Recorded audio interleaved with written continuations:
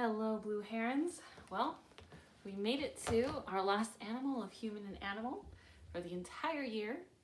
And as you probably know from the poll on Google Classroom, the fox won. So we are going to talk about the fox today. So you may know that the fox is a member of the dog family. It's a canine, much like dogs or wolves. It is the smallest member of the dog family. And there are several different subspecies of fox. There's the red fox, there's a gray fox, there's an Arctic fox, there is a swift fox or a kit fox, and a fennec fox.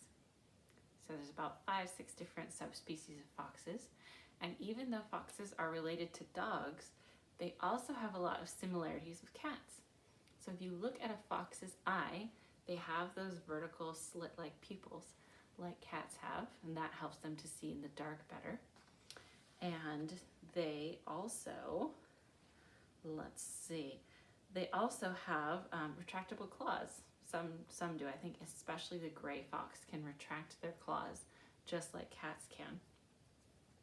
And they also hunt more like a cat than like a dog.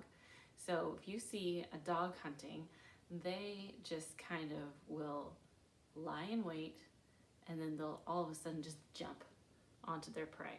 Or like wolves will chase their prey until it runs out of energy, and then they will set upon it like a pack.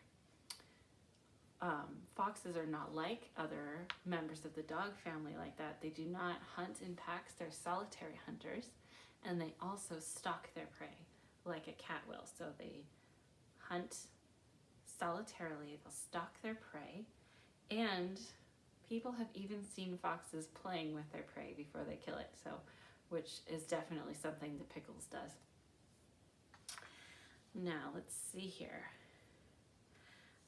Foxes will live for about 2 to 5 years in the wild, but in captivity they've lived up to 14 years. So they can have a pretty long lifespan, about as long as your pet dog does. And like I said, foxes don't usually live in groups except for moms with kids. But if you ever did see a group of foxes, you would call that not a pack like you would with dogs or wolves, but they call it a skulk. So it's a skulk of foxes if you see a group of them together, which is a fun word to say. Fun little language arts fact for you. The word skulk can also be a verb, which means to sneak. So you think of a sneaky fox, they're skulking around. Skulk of foxes. There you go. Foxes are mostly active at night. They're nocturnal. However, I have seen foxes during the day, but I think that's the exception. Usually you would see them out at night hunting. Foxes are really smart, as probably we all know. I know a couple of you made similes that were clever as a fox, so that's common knowledge for us. So because they're really smart, it's also really easy for them to adapt to new environments.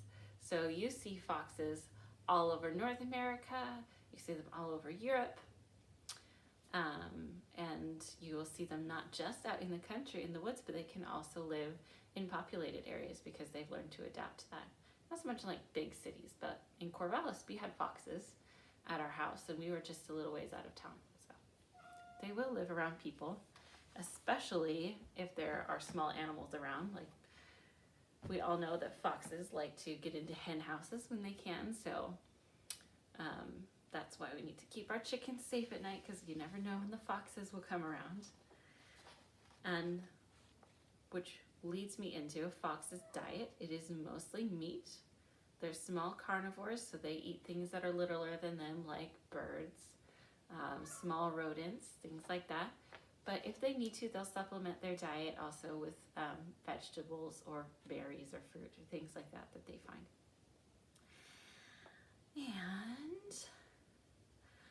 And now a fox is a breathing and a blood animal.